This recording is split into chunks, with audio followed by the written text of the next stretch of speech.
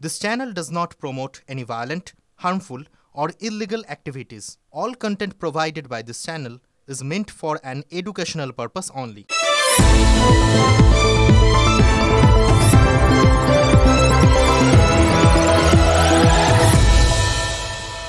দুর্গাপুরে বেসরকারি হাসপাতালে ছাত্রীর গণধর্ষণ। এখনো পর্যন্ত পুলিশ ৩ জনকে গ্রেফতার করা হয়েছে এবং তাদেরকে এখনো অবধি ১০ দিনের পুলিশ হেফাজতের নির্দেশ দেওয়া হয়েছে।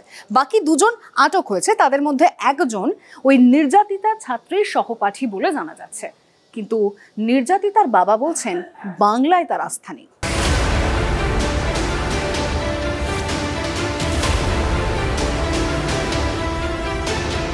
অপু বাউরি, শেখ ফিরদৌস, শেখ রিয়াজউদ্দিন বেসরকারি মেডিকেল কলেজের ডাক্তারি পড়ুয়ার গণধর্ষণে এই ৩ জনকে গ্রেফতার করেছে আসানসোল দুর্গাপুর কমিশনারেটের পুলিশ।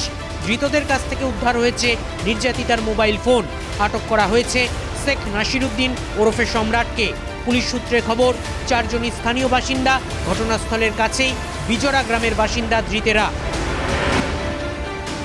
৩ জনকে কোর্টে ফরওয়ার্ড করা হয়েছে। আজকে ৩ জনকে অ্যারেস্ট করা হয়েছে, তদন্ত চলছে। আর যখন যেভাবে হবে সব আপনাদেরকে জানাবো।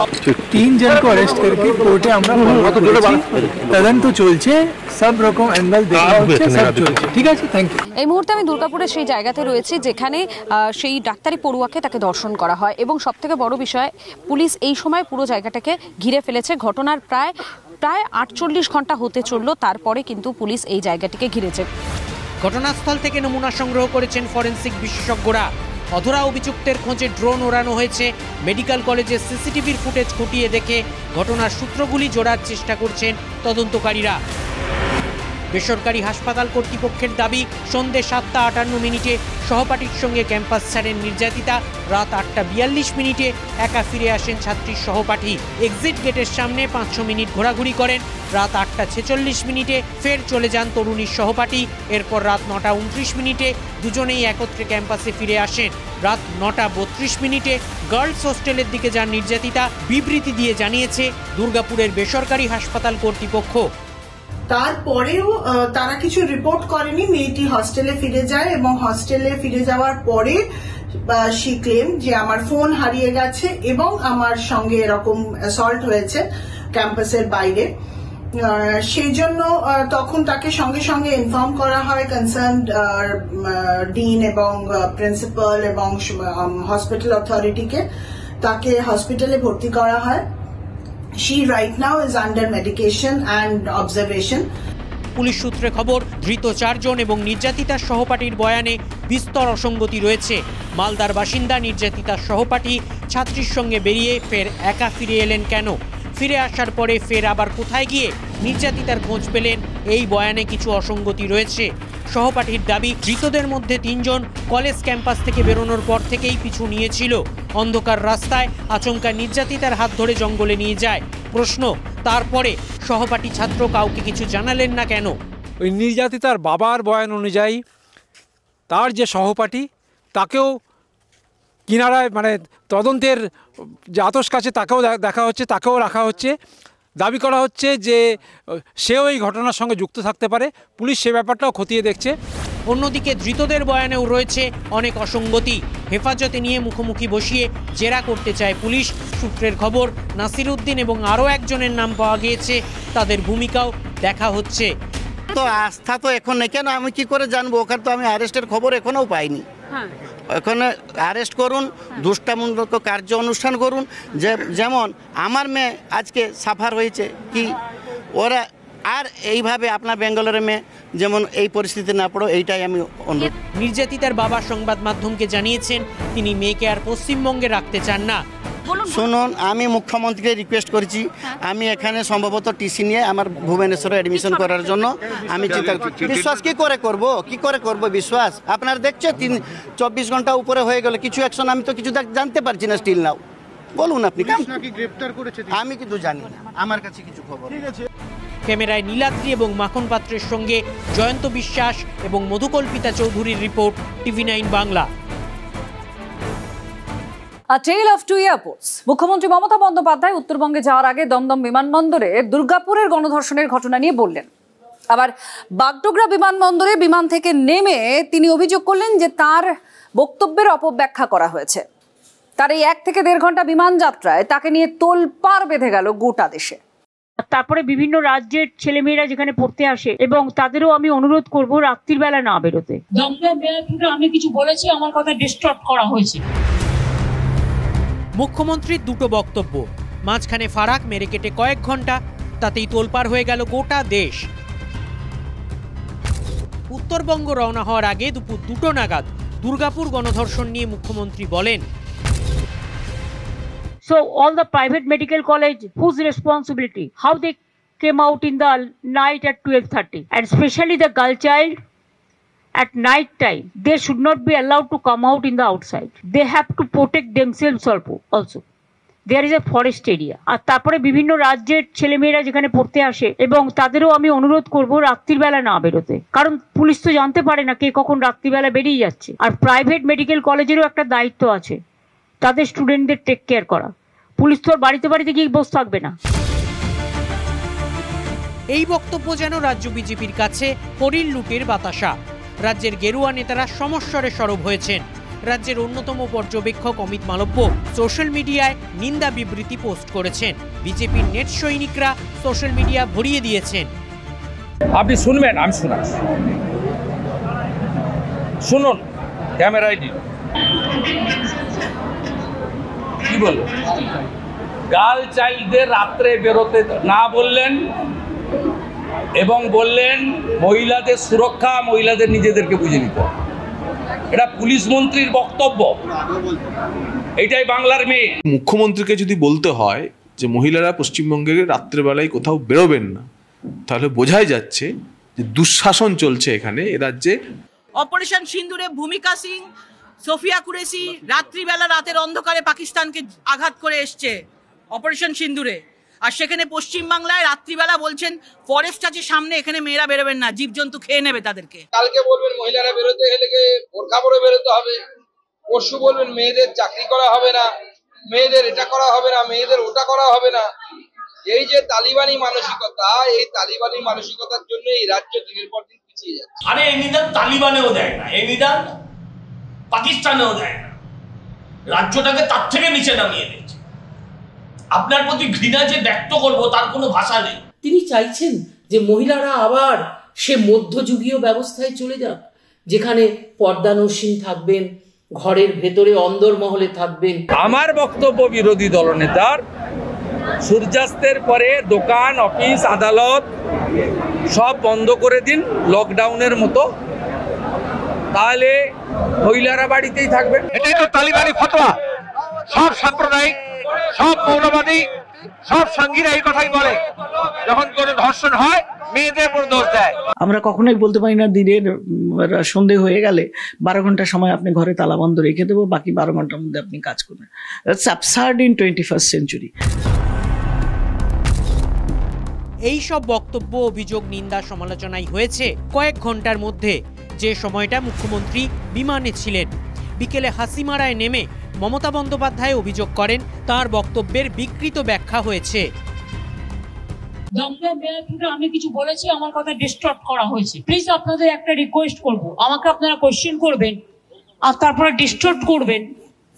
আমি ভাত খাই সেটা না বলে আমি ভাত বলে দিচ্ছেন, এইসব রাজনীতি আমার সাথে করার চেষ্টা করবেন না। মুখ্যমন্ত্রী খুব স্পষ্টভাবে যে কে কখন বেরোবে এটা সম্পূর্ণ তার স্বাধীনতা, ফলে এখানে এরকম কোনো ব্যাপার নেই যে মহিলারা রাতে বেরোতে পারবেন না, এই ধরনের কোনো বক্তব্যই মুখ্যমন্ত্রীর নেই। মুখ্যমন্ত্রী মুখ খোলার আগে থেকেই অবশ্য দুর্গাপুর নিয়ে ঝাঁপিয়েছে বিজেপি। যে হাসপাতালে নির্যাতিতা চিকিৎসাধীন, সেই হাসপাতালে রবিবার ঢোকার চেষ্টা করে লকেট চট্টোপাধ্যায়ের নেতৃত্বে বিজেপির একটি দল। বাধা পেয়ে হাসপাতালের এমার্জেন্সি গেটের সামনেই বসে থাকেন তাঁরা। বিজেপির আগে ওই হাসপাতালে ঢোকার চেষ্টা করেছিল প্রদেশ কংগ্রেসের প্রতিবাদীরাও। হাসপাতালে বিক্ষোভের পাশাপাশি ইস্যুটাকে রাজ্য জুড়ে ছড়িয়ে দিতে জেলায় জেলায় বিক্ষোভ দেখিয়েছে বিজেপি। নির্যাতিতা যে রাজ্যের বাসিন্দা, সেই ওড়িশার আইন শৃঙ্খলা নিয়ে পাল্টা প্রশ্ন তুলেছেন মুখ্যমন্ত্রী Mamata Bandyopadhyay. You tell me when Odisha, before 3 weeks ago, 3 girls are raped in the sea beach. what action is being taken by the Odisha government. সেখানে এমনকি যে ধর্ষিতা হয় তাকে পর্যন্ত কোর্টে যাওয়ার আগে রাস্তায় জ্বালিয়ে মেরে দেওয়া হয়। আপনারা তো জানেন এসব case. Bureau report, TV9 Bangla. 2026-এর বিধানসভা ভোটে বিজেপিকে ঠেকাতে বামেদের এবং কংগ্রেসকে একই ছাতার তলায় আসার আহ্বান জানাচ্ছেন তৃণমূলের জেলা সভাপতি। কোন ছাতার তলায়? সেই ছাতার নাম তৃণমূল কংগ্রেস। অর্থাৎ বিজেপিকে আটকাতে বামেদের, কংগ্রেসকে, তৃণমূলকে একত্রিত হয়ে লড়াই করার কথা বলছে। এই বিষয়ে বামেদের প্রতিক্রিয়া চাওয়ার চেষ্টা করেছিলাম আমরা। তারা একেবারেই বিষয়টিকে পাত্তা দিচ্ছেন না, আর বিজেপি কটাক্ষ করে উড়িয়ে দিয়েছে ব্যাপারটাকে। যারা কংগ্রেস সিপিএম আছে, আমি সবাইকে আহ্বান করব, আসল সাম্প্রদায়িক শক্তির বিরুদ্ধে যদি লড়তে হয়, মমতা বন্দ্যোপাধ্যায়ের ছাতার তলায় এসে লড়াই করুন। আমরা আপনাদের সহযোগী থাকব। বছর ঘুরলেই নবান্ন দখলের লড়াই। নবাবের জেলা মুর্শিদাবাদে যাতে ভোট কাটাকুটি না হয় সেদিক মাথায় রেখেই কংগ্রেস বামেদের বার্তা অপূর্ব সরকারের। মনে করালেন বিজেপির সাম্প্রদায়িক রাজনীতির কথাও। তৃণমূলের বহরমপুর মুর্শিদাবাদ সাংগঠনিক জেলা সভাপতির এহেন জোট বার্তায় আলোড়ন পড়েছে ভাগীরথীর পাড়ের জেলায়। কয়েক বছর ধরেই রাজনৈতিক পরিস্থিতির বদল হচ্ছে মুর্শিদাবাদে। একদা কংগ্রেসের গড়ে এখন ভাগ বসিয়েছে বিজেপি।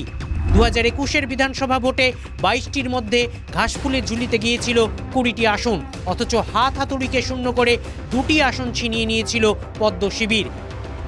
এই প্রেক্ষাপটে শিবরাত্রির সলতের মতো টিম করে জ্বলতে থাকা বাম কংগ্রেসকে তাদের রাজনৈতিক শক্তির কথা মনে করিয়ে দিয়েই মমতা বন্দ্যোপাধ্যায়ের ছত্রছায়ায় আসার আহ্বান জানালেন কান্দির তৃণমূল বিধায়ক।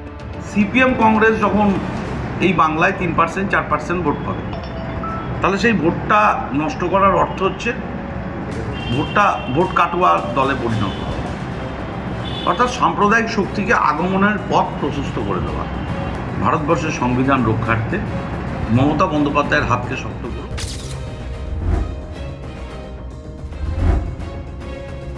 তিনি বলেছেন তিনি সবসময় ক্ষমতার মধ্যেই থাকতে চান, ওই জন্যে পাছে ভয় হয় যে আর হয়তো দিদি ক্ষমতায় থাকবে না, অতএব যে কোনো মূল্যে ক্ষমতায় থাকতে হবে। এদিকে এই ইস্যুতে এসআইআর এর প্রসঙ্গ তুলে বাম কংগ্রেস আর তৃণমূলকে এক বন্ধনীতে রেখে আক্রমণ শানিয়েছে বিজেপি। এই দেশের ভোটে অংশগ্রহণ করার অধিকার একমাত্র শুধু তাদের থাকা উচিত যারা এই ভারতের নাগরিক। তারা জানে যে এইটা যদি ফলপ্রসূ হয় তারা পশ্চিমবাংলা থেকে তৃণমূল উৎখাত হবে এবং কংগ্রেস সিপিএমের সাইনবোর্ড থাকবে না। সেই জন্য তিন শক্তি এক জায়গায় হয়ে তারা এটাই বলতে চাইছে যে বিজেপিকে টাকানোর জন্য আমাদের এক কথা। মমতার দলের সঙ্গে রাজ্যে সেলিম শুভঙ্করদের দলের আদায় কাঁচকলায় সম্পর্ক হলেও সর্বভারতীয় স্তরে ছবিটা একেবারে ভিন্ন। মোদী শাহের বিরুদ্ধে লড়াইয়ে ইন্ডিয়া জোটে কংগ্রেস বামেদের সঙ্গে সামিল তৃণমূলও সেই অবস্থান মনে করাতেই কি এবার মুর্শিদাবাদেও একই সমীকরণের ডাক দিলেন তৃণমূলের অপূর্ব। কৌশিক ঘোষের রিপোর্ট, TV9 বাংলা। আচ্ছা, ভোটমুখী বাংলায় এসআইআর এর সঙ্গে এনআরসি একটা মিশিয়ে দেওয়ার কৌশল করছে কি শাসক দল? মানে মূলত সংখ্যালঘু ভোট ব্যাংকের কথা মাথায় রেখে। আসলে যতবারই এসআইআর এর কথা বলা হচ্ছে ততবারই এনআরসির বিষয়টাকে সামনে নিয়ে আসা হচ্ছে, যে কারণে বিরোধীরা এই প্রশ্নটা করছে এবং এটাকে তারা একটা কৌশল বলে মনে করছেন। কিন্তু তারা এটাও বলছেন, মূলত বিজেপি এটা বলছে যে এই কৌশল সফল হওয়ার নয়। আমি মনে করি এটা এসআইআর নয়, এটা এনআরসি করার চক্রান্ত চলছে। মানুষকে যেটা বোঝাচ্ছেন ভুল বোঝাচ্ছেন। এসআইআর নিয়ে কারো ভয় পাওয়ার কোনো কারণ নেই। 23 বছর পর বাংলায় এসআইআর যেন সময়ের অপেক্ষা, যা দেখে অনেকে বলছেন দেওয়াল লিখন বুঝতে পেরে বাংলার মুখ্যমন্ত্রী প্রাণপণে বোঝানোর চেষ্টা করছেন এসআইআর নয় এনআরসির চক্রান্ত চলছে। পাল্টা বিজেপির দাবি ভুল বোঝাচ্ছেন মুখ্যমন্ত্রী। বছর 5 আগে সিএএ এর বিরোধিতায় হিংসার আগুন জ্বলেছিল বাংলার একাধিক জেলায়। রেলের ট্র্যাক উপড়ে ফেলা হয়েছিল মুর্শিদাবাদে, জ্বালানো হয়েছিল ট্রেন। কয়েক মাস আগে ওয়াকফ সংশোধনী বিল প্রত্যাহারের দাবিতে অগ্নিগর্ভ হয়ে ওঠে মুর্শিদাবাদে শমশেরগঞ্জ। সামনে আরও একটা নির্বাচন, আর ভোটের আগে এসআইআর এর সঙ্গে এনআরসির যোগ দেখছেন বাংলার মুখ্যমন্ত্রী। আসাম গভর্নমেন্ট এনআরসি যখন নোটিশ পাঠাচ্ছে, তার মানে এটা এসআইআর না, এটা এনআরসি।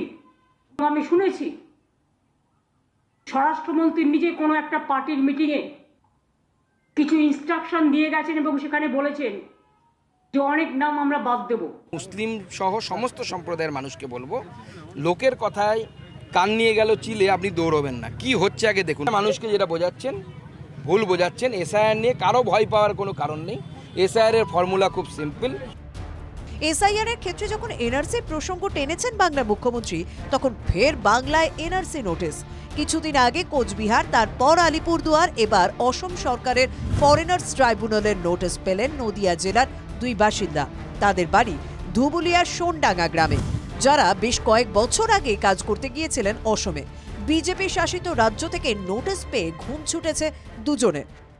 14 থেকে 15 বছর আগে গিয়েছিলাম, হ্যাঁ, তারপরে আমার কাছে এখন এই নোটিশ কিভাবে এলো আমি বুঝতে পারছি। আমাদের এখানে ঠাকুর দাদা বাবা সম্পত্তি সব তো আমরা এখানে আছি, তো আমরা ওখানে কেন যাবো?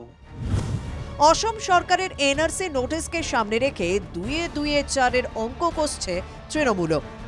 আসাম ফরেনার ট্রাইব্যুনালের কোনো অধিকার নেই বাংলায় পাক প্রবেশ করার, এবং তাদের কোনো অধিকার নেই আমাদের বৈধ নাগরিক, পশ্চিমবঙ্গের বৈধ নাগরিককে এসে তাদের এরকম চিঠি আতঙ্ক ছড়ানোর জন্য করা। বিজেপির পাল্টা প্রশ্ন, বাংলায় দীর্ঘদিন থাকলেই যে আগমার্কা ভারতীয় হবে, এর গ্যারান্টি কোথায়? পদ্ম শিবির মনে করিয়ে দিচ্ছে বাংলাদেশি নাগরিক একদা পঞ্চায়েত প্রধান লাভলি খাতুন থেকে নিউটন দাসের কথা। ভোটার কার্ড থাকলেই নাগরিকত্ব প্রমাণ হয় না। আসাম সরকার যদি এনআরসি নোটিশ দিয়ে থাকে তাহলে অপরাধটা কি? এখানকার নাগরিক হলে তার কোনো ভয়ের কোনো ব্যাপার নেই। নির্বাচন কমিশনের নির্দেশে এই বছরেই শেষ করতে হবে এসআইআর এর প্রক্রিয়া। এই কর্মকাণ্ড যত গতি পাচ্ছে ততই শাসক দল জুড়ে দিচ্ছে এনআরসি প্রসঙ্গ। তৃণমূলের এই কৌশল কি ভোটে ডিভিডেন্ড দেবে, নাকি উল্টোটা? চর্চা বঙ্গ রাজনীতিতে। Bureau report, TV9 Bangla. বাংলায় 3টি বড় নির্বাচনের নিরিখে বিজেপির ভোট শতাংশ দেখা গিয়েছে 38.5 থেকে 40% মধ্যে ঘোরাফেরা করেছে। আর সেখানে শাসক দল প্রায় 43 থেকে 48% ঘরে ঘোরাফেরা করেছে তাদের ভোটের শতাংশ। তাহলে বঙ্গ জয় করতে গেলে বিজেপিকে ভোটের শতাংশের উপরেও নজর রাখতে হবে, সেটাও বাড়াতে হবে, আর আসন সংখ্যা তো বাড়াতেই হবে। আর এখানেই বিজেপির নজর বুথের দিকে। আমাদের সাংসদ, এমএলএ, এমপিরা এরা যদি এলাকায় আরো বেশি করে ঘোরেন, থাকেন, নিশ্চয়ই পরিস্থিতির পরিবর্তন হবে। 30,000-এর কাছাকাছি বুথ ওদের কর্মী নেই, আরাটে সৈন্য দিয়ে যুদ্ধ জেতা যায় না।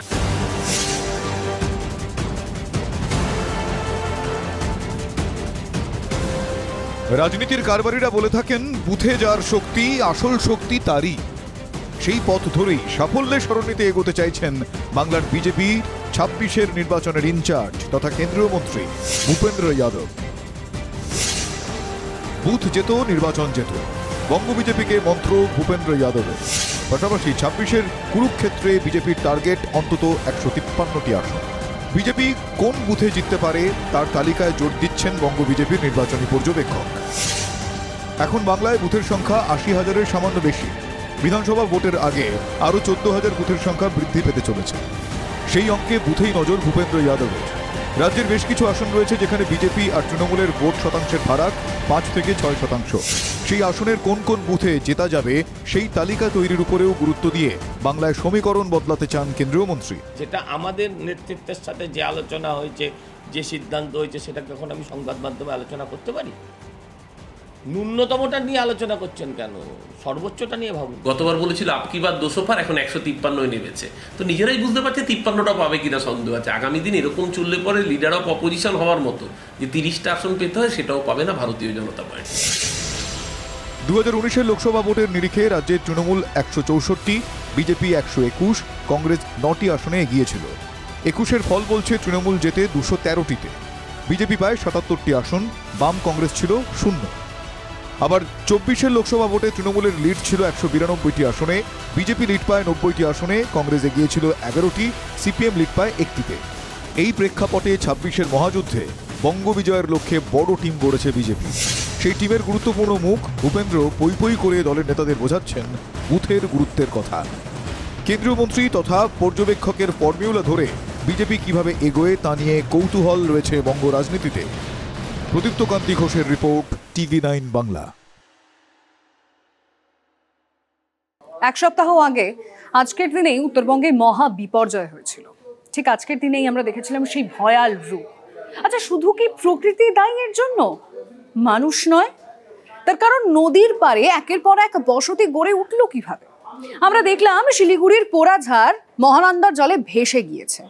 এই বসতিগুলো আর নেই, কিন্তু গ্রামবাসীরা বলছেন এর পিছনে বড় কারণ হচ্ছে নেতারা। তারা একের পর এক প্লট করে নদীর পাড়ের একাংশ বিক্রি করে দিয়েছে, আর এখন মহানন্দা সেটারই প্রতিশোধ নিল।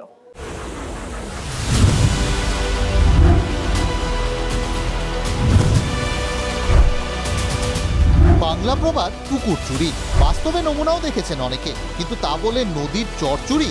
হ্যাঁ, ঠিকই শুনছেন, চুরি গেছে মহানন্দা নদীর চর। দশকের পর দশক ধরে এটাই দস্তুর শিলিগুড়ির অদূরে ডাবগ্রামের পোড়াঝাড়ে। আমার ডান দিকের এই ঘর বাড়িগুলোকে রক্ষা করার জন্যই এইটা নদী বাঁধ, যেখানটায় আমি দাঁড়িয়ে আছি বা চলাচল করছি।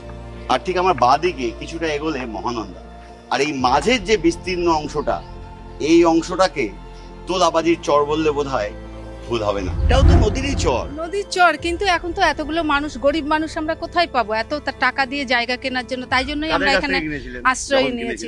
এটা দেখুন খাসের জমি, কেউ তো আর মানুষ এখানে সেরকম নেই, পেয়েছে।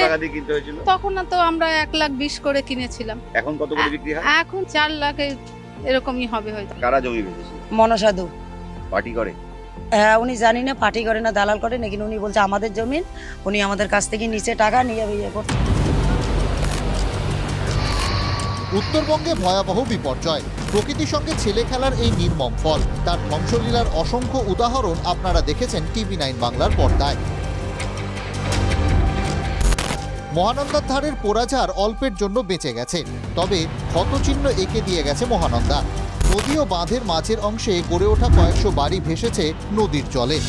অনেকেরই ঠাঁই এখন ত্রাণ শিবিরে। পোড়াঝাড়ে এই যে ঘরবাড়িগুলো, বাস্তবে এই গোটা এলাকাটা নদীর চর। এখান থেকে প্রায় 500 মিটার দূরে আমার পেছন দিকটায় মহানন্দা, আর এদিক সামনের দিকটায় আরো কিছুটা এগোলে নদী বাঁধ। বিনি পয়সা আমরা কেউ বসি নেই, আমরা সব টাকা দিয়েই বসছি, কিন্তু এখন ফলটাও ভুগতে হচ্ছে। এখন ফলটা ভুগতে হচ্ছে। কেউ বলছেন জমির দালালরা টাকা নিয়েছিল, কেউ বলছেন স্থানীয় পঞ্চায়েত সদস্যই টাকার বিনিময়ে তাদেরকে এই এলাকাগুলোতে একদম নদীর চরে বসিয়ে দিয়েছিল। তারা নিল টাকা। उधर का ओवर ब्रिज का आदमी পার্টি করে? কোন পার্টি? टीएमसी ना, पंचायत पंचायत পঞ্চায়েত পঞ্চায়েতই টাকা নিয়েছিল। हाँ पंचायती लिस्ट। উনি পঞ্চায়েত মেম্বার? কি নাম? মুন্সি। কত টাকা নিয়েছিল? 1,20,000। সহায় সম্বল সমস্ত কিছু ভেসে গিয়েছে। যেটুকু আছে বইপত্র, যারা ঘরে পড়াশোনা করেন, সমগ্র বাংলা সাহিত্যের পরিচয়, ভূগোল, বিভিন্ন বই খাতা এভাবেই কার্যত নষ্ট হয়ে গিয়েছে, যা এখন শুকিয়ে কিছুটা যদি ঠিক করে ফের পড়াশোনা চালু করা যায়। দেখতে পাচ্ছেন দুটোই টিভি, টিভির তলে এখনো পলিমাটি পড়ে আছে। টিভি এইভাবে নষ্ট হয়েছে, এবং শুধু টিভি নয়, এলাকার বাসিন্দারা বলছেন তাদের ঘরে থাকা যাবতীয় সামগ্রী এভাবেই নষ্ট হয়েছে মহানন্দার চরে।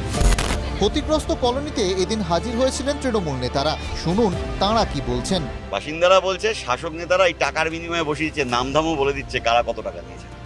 দেখুন, এখন সেটা কি হয়েছে তা আমরা বলতে পারবো না। আমরা এখন আজকের দিনে কেঁদে কি লাভ? এখন এই বিষয়ে আমাদের জানা নেই, এখন কার কি আছে এই বিষয়গুলো আমি অবগত নই। গৌতম দেব, তিনি দীর্ঘদিন এখানকার মন্ত্রী ছিলেন, এই ডাবগ্রামেরই, এবং সবাই বলছেন এই কেউ 5 বছর আগে বসেছেন টাকা দিয়ে, কেউ 10 বছর আগে বসেছেন, অর্থাৎ মিলেমিশে সব একাকার। দাদা দেখেন দাদা, কে কোথায় বসেছে সেটা আজকে আমাদের দেখার ব্যাপার না। স্থানীয় জয়েন্ট বিডিও এসেছিলেন কলোনির পরিস্থিতি খতিয়ে দেখতে। প্রশাসনের নাকের ডগায় চর চুরি গেল কিভাবে?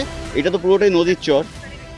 হ্যাঁ, চর এলাকার মধ্যেই রয়েছে, বাঁধের পাশে আছে। অভিযোগ উঠছে বা বাসিন্দারা নিজেরাই বলছেন টাকার বিনিময়ে এই চর বিক্রি হয়েছে। তারা ঘরবাড়ি বানিয়েছেন, কেউ দেখেনি, অ্যাডমিনিস্ট্রেশন আপনারা দেখেননি, শাসক দল তারাও দেখেনি, বরং তারা টাকা নিয়ে বসিয়েছে। উপযুক্ত অভিযোগ পেলে ক্ষতি দেখা হবে। আপাতত এভাবেই দুর্ভোগ আর দুর্যোগে দিন কাটাচ্ছেন যন্ত্রণার আতুরঘর এই পোড়াঝাড়ের গরিব অসহায় বাসিন্দারা। ক্যামেরা দীপায়নের সঙ্গে প্রসেনজিৎ, TV9 বাংলা, পোড়াঝাড়। এবারের বন্যায় ভুটানের টালা বাঁধ ভেঙে যাওয়ার উপক্রম হয়েছিল। যদি ভেঙে যেত তাহলে কি হতো? ওয়াং নদীর জল হুড়মুড়িয়ে ঢুকে পড়তো ডুয়ার্সে। ঢুকে পড়লে কি হতো? আপনারা নিশ্চয়ই জানেন ডুয়ার্সের নদীগুলোর কি অবস্থা। নদী খাত প্রায় নেই বললেই চলে।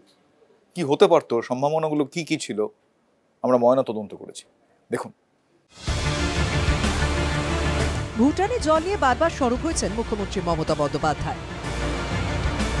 ভুটানের 4টে বাঁধ আমি শুনেছি, 4টে ড্যাম বন্ধ করে দিয়েছে একদম, মানে একটু জল নেই, সব ছেড়ে দিয়েছে। Plus 56টা river. ভুটান থেকে শুধু জল আসে না, দেদার ডলোমাইট খনির জেরে খনিজ বর্জ্য বয়ে আসে আলিপুরদুয়ার নদীতে দিনের পর দিন, বছরের পর বছর। ডলোমাইট বর্জ্য জমে জমে ডুয়ার্সের নদী খাত উঁচু হয়ে গিয়েছে। বড় নদী তো বটেই, ছোট নদীর হাল আরো খারাপ। অনেক জায়গায় নদীবক্ষ নদী পাড়ের চেয়ে উঁচু। হাসিমারা, মাদারিহাট, টোটোপাড়া, লঙ্কাপাড়া যান তাহলে দেখতে পাবেন কিছু নদী যেমন তিতি, জিতি, ডিমা, পোরো, এই নদীগুলোর খাত পার্শ্ববর্তী অঞ্চলের থেকে অনেক উঁচু হয়ে গেছে। তার ফলে হঠাৎ করে পাহাড়ে যদি ক্লাউড বাস্ট বা মেঘভাঙা বৃষ্টি হয়, এই অধিক জলরাশি এবং সঙ্গে পলি, নুড়ি, কাঁকর, বালি বহন করার ক্ষমতা নদীগুলো হারিয়ে ফেলেছে। ফল নিম্নচাপের বৃষ্টিতে হারে হারে টের পেয়েছে জলদাপাড়া, নাগরাকাটা। আমরা এই মুহূর্তে রয়েছি ভুটান পাহাড় থেকে নেমে আসা সিসামারা নদীতে। এই নদী যে জায়গায় আমি দাঁড়িয়ে আছি সেই জায়গায় কোমর জল ছিল। আপনারা দেখতে পাচ্ছেন আমার পেছনে প্রচুর পলি এবং ডলোমাইট ভরে যাওয়ায় নদীবক্ষ কিন্তু স্বাভাবিকভাবেই উঁচু হয়ে গেছে। এই নদীবক্ষ উঁচু হয়ে যাওয়ায় নদীর গতিপথ পরিবর্তন হয়ে গ্রামের বিভিন্ন এলাকায় কিন্তু বন্যা সৃষ্টি হয়। নদীর পলি, ডলোমাইট, এদিকে মনে করেন বালি, পাথর সব বস্তিতে ঢুকে যাচ্ছে। নদীবক্ষ উঁচু হয়ে যাচ্ছে, নদীও উঁচু হয়ে যাচ্ছে। ভুটান থেকে যে পলি আসাতে পলি পুরোটা এই ছেটটা বন্ধ হয়ে গেছে। মেন যে নদীটা বন্ধ হয়ে গিয়া নদীটা অন্যদিকে চলে যাচ্ছে। জল ঢুকে মনে করেন এদিকে ফসল ক্ষতি হচ্ছে, বাড়ি ঘর ক্ষতি হচ্ছে, জমিও পলি পড়ে যাচ্ছে। স্থানীয় বাসিন্দারা এই নদীর ড্রেজিং করানোর দাবিও তুলেছেন। এখন নয়, ডুয়ার্সের নদীর গলায় ফাঁস পড়ছে সেই ব্রিটিশ আমল থেকে। তরাই ডুয়ার্স মানে দার্জিলিং, সিকিম এবং ভুটানের পাহাড় থেকে বয়ে আসা অসংখ্য নদী। এই প্রাকৃতিক ভূদৃশ্য প্রথম বদলে গেল কলোনিয়াল পিরিয়ড। পুরো অঞ্চলটাই একটা কৃত্রিম ড্রেনেজ কনজেশন তৈরি করেছে। এই অঞ্চলের নদীগুলোর বৈশিষ্ট্য হলো নদী খাত পরিবর্তন, বন্যা, কিন্তু আজকে নদী স্বাভাবিকভাবে প্রবাহিত হতে পারছে না। হাট যেরকম পাম্প করে, হিমালয় সেরকম আমাদের যদি ধরি, বৃষ্টিটা সে ডেকে নিয়ে এলো, নিয়ে আসার পর সে ছড়িয়ে দিল মূলত 5খানা বড় নদী, মহানন্দা, তিস্তা, তোরসা, রায়ডাক, শঙ্কোষ, কিন্তু অসংখ্য ছোট নদী শিরা উপশিরার মতন সে সেজে আছে, এবং তার সঙ্গে সেজে আছে অসংখ্য ঝোড়া, অসংখ্য ছোট ছোট নালা। সেই নালার জল সে বয়ে নিয়ে চলে যাবে। এই ব্যবস্থাকে যদি আমরা আটকাতে চাই, আসলে আমরা মূর্খের কাজ করছি, আসলে আমরা আমাদের বিপদটাকেই ডেকে নিয়ে। ডুয়ার্সের শিরা উপশিরা ধমনীতে আঘাত, মাল্টি অর্গান ফেলিওর হওয়া ছাড়া গতি আছে কি? সোশ্যাল মিডিয়ায় আত্মনির্ভর হওয়ার পথে ভারত। জোহো মিল এবং আরাত্তাই, এই দুটোর ওপর এখন জোর দিতে চাইছে কেন্দ্র। ইতিমধ্যেই আপনাদের জানিয়ে রাখতে চাইবো, জোহো মিলে কিন্তু অমিত শাহ এবং অশ্বিনী বৈষ্ণব নিজেদের অ্যাকাউন্ট খুলে ফেলেছেন, অর্থাৎ নিজেদের আইডি ক্রিয়েট করেছেন। আপনি কি করেছেন? দেখুন, এরপরে একটা প্রশ্ন কিন্তু আসে, মানে এতে লাভ কোথায় কোথায় রয়েছে এই জোহো মিল এবং আরাত্তাইয়ে? সুরক্ষিত তো এই দুটোই? हम स्वदेशी मजबूरी में नहीं, मजबूती के साथ उपयोग करेंगे, मजबूती के लिए उपयोग करेंगे और जरूरत पड़ी तो औरों को मजबूर करने के लिए उपयोग करेंगे। ये हमारी ताकत होनी चाहिए, ये हमारा मंत्र होना चाहिए। জোহো কোম্পানির আরাত্তাই অ্যাপই কি সেই স্বদেশী আনার প্রতি প্রথম পদক্ষেপ? জোর বিতর্ক চলছে সোশ্যাল মিডিয়ায়। তামিল শব্দ আরাত্তাই মানে গল্পগুজব। হোয়াটসঅ্যাপে যা যা ফিচার রয়েছে সে সব রয়েছে আরাত্তাইয়ে। নির্মাতার দাবি, তথ্যের নিরাপত্তা হোয়াটসঅ্যাপের থেকেও বেশি। শুধু আরাত্তাই অ্যাপ নয়, সার্বিকভাবে জোহো কোম্পানি বিশ্বের যোগাযোগের মাধ্যমে একটা সমান্তরাল বন্দোবস্ত গড়ে তোলার পথে এগোচ্ছে।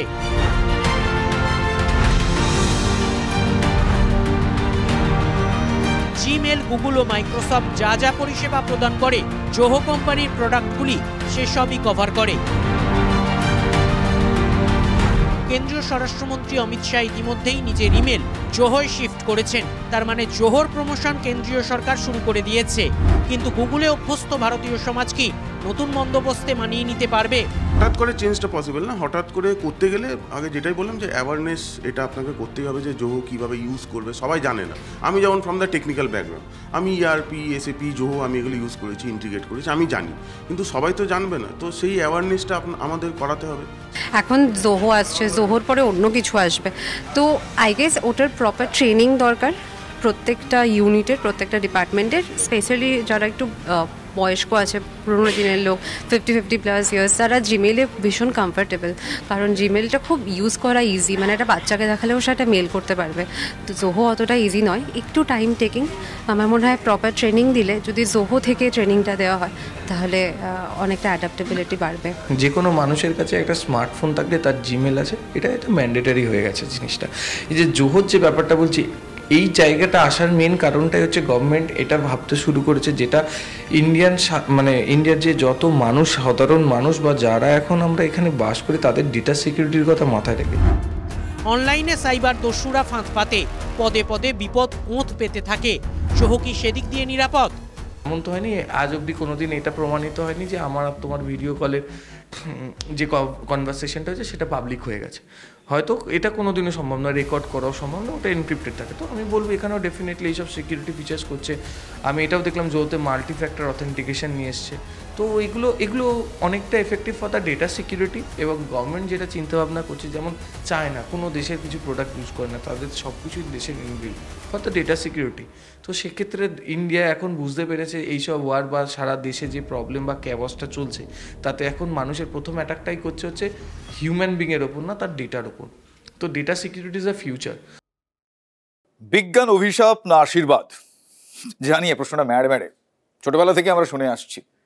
কিন্তু আর্টিফিশিয়াল ইন্টেলিজেন্স, এআই এর সময় যেভাবে তরতর করে এগোচ্ছে পৃথিবী, সেই সময় এই প্রশ্নটা একটু অন্য আকার ধারণ করেছে, বিশেষ করে এআই ডাক্তারি। এআই ডাক্তারি কি? ধরুন কারোর কিছু একটা সমস্যা হচ্ছে, শারীরিক সমস্যা, তিনি ডাক্তারের কাছে না গিয়ে এআই এর কাছে প্রশ্ন করছেন, মানে এআই এ ডাক্তারের কাছে প্রশ্ন করছেন যে আমার এই সমস্যা হয়েছে, কি করব। সেই এআই ডাক্তার ওষুধ দিচ্ছে, সেই ওষুধটা খেয়ে নিচ্ছেন তিনি। আর এই অসুখটা এমন পর্যায়ে গিয়ে পৌঁছেছে এই মুহূর্তে বড় সড় চিন্তার কারণ। একটু বিস্তারিত দেখার প্রয়োজনীয়তা রয়েছে এবং ভাবার সময় এসেছে। মাথা ব্যথা করছে, কি ভাবছেন? নিশ্চয়ই আপনি এরকম সার্চ করেন। সাম্প্রতিক বিভিন্ন গবেষণা বলছে শুধু আপনি নন, এইরকম সার্চ অনেকেই করে থাকেন। আসলে এই রোগে আমরা প্রত্যেকেই হয়তো কম বেশি আক্রান্ত। না এই মাথা ব্যথার কথা বলছি না, বলছি এআই ডাক্তার খোঁজার কথা। মারাত্মক প্রবণতা জানেন তো, কখনো কখনো আপনি লিখছেন আমার মাথা ব্যথা করছে বা জ্বর হয়েছে বা গায়ে হাত পায়ে ব্যথা, এআই আপনাকে ওষুধ পর্যন্ত বলে দিয়েছে, এখানেও বলে দিয়েছে। কিন্তু একবার ভেবে দেখুন যে আমার মাথা ব্যথার কারণটা কি, সেটা ডাক্তারবাবু একমাত্র দেখে বলতে পারবেন, তাই তো? মানে কদিন ঘুম হয়নি ঠিকঠাক সেই কারণে, নাকি কোনো টেনশনে আছি সেই কারণে, নাকি কোনো টিউমার হয়েছে সেই কারণে। কারণটা কি, কারণটা তবে খুঁজতে হবে। তার আগেই কিন্তু এআই অমুক অমুক কারণ হতে পারে বলে ওষুধ পর্যন্ত দিয়ে দিচ্ছে। আর আমরা অনেকেই আছি, চলে যাচ্ছি ওষুধের দোকানে, ওষুধ কিনছি, খেয়ে নিচ্ছি। ভয়ঙ্কর প্রবণতা। ওই যে বললাম, মাথা ব্যথার আসল কারণ এখন হয়ে দাঁড়িয়েছে কি জানেন? এই এআই ডাক্তার খোঁজা। মোবাইল বা কম্পিউটারে কয়েকটা শব্দ লিখে দিলেই হলো, হাতের মুঠোয় উত্তর। তথ্যের ক্ষেত্রে বিষয়টা খুব উপযোগী হলেও স্বাস্থ্যের ক্ষেত্রে খুবই বিপজ্জনক। কিন্তু এই বিপদের দিকেই আমজনতা ঝুঁকছে বেশি। ডাক্তারের অ্যাপয়েন্টমেন্ট নেওয়া, সময় মতো পৌঁছানো, কিছু ক্ষেত্রে লাইন দেওয়া, তারপর চিকিৎসকের পরামর্শ নেওয়া, সঙ্গে ডাক্তারবাবুর ভিজিট। এইসব ঝক্কি থেকে বাঁচতে অনেকেই এখন এআই ডাক্তারের কাছে চিকিৎসা করাতে চাইছেন। পরামর্শ পাওয়া যাচ্ছে সম্পূর্ণ ফ্রিতে। হ্যাঁ, ইন্টারনেটের সাহায্য আমি এখন নিই, কারণ মাঝে মধ্যে আমাকে ওষুধগুলো দেখতে হয়, ওষুধের সাইড এফেক্ট কি আছে। সেইগুলো আমি জানার জন্য ইন্টারনেটের সাহায্য আমি এখন নিই। মধ্যে সাইড এফেক্ট দেখে আমি ওষুধ খাওয়াটা বন্ধ করে দিই, কারণ সবসময় ডাক্তারবাবুকে তো ফোনে পাওয়া যায় না। ডাক্তারবাবুরা যে সমস্ত ওষুধ দেন সবসময় যে ঠিক হয় তা না। ধরো কোনো সময় স্টেরয়েড দিয়ে দিলেন, ধরো আমার পায়ে ব্যথা আছে, ডাক্তারবাবু ওষুধ দিলেন, স্টেরয়েডে ইমিডিয়েট এফেক্ট হয় কিন্তু আলটিমেটলি ক্ষতি হয়। তো দেখে নিই ওর মধ্যে কোনো স্টেরয়েড আছে কিনা। এই সব কখনো ভেবে দেখেছেন এই প্রবণতা কতটা বিপদের দিকে নিয়ে যাচ্ছে? শরীরে কোনো রোগ বাসা বেঁধেছে কি না সেটা না বুঝেই টপাটপ ওষুধ কিনে খাওয়া চলছে, আর শরীরে অ্যাকশন থেকে রিয়াকশন হচ্ছে বেশি। সব কিছু যন্ত্র ডিপেন্ডেন্ট হয় না। আমি একটা ওষুধ দেখলাম, সেই ওষুধের সাইড এফেক্ট কি, সেই ওষুধটা কি ইন্ডিকেশন, সেটা তারা চ্যাটজিপিটি জিজ্ঞেস করে। চ্যাটজিপিটি বলল এতে ব্লাড প্রেশার কমে যেতে পারে, এতে পটাশিয়াম বেড়ে যেতে পারে, এতে কিডনি খারাপ হয়ে যেতে পারে।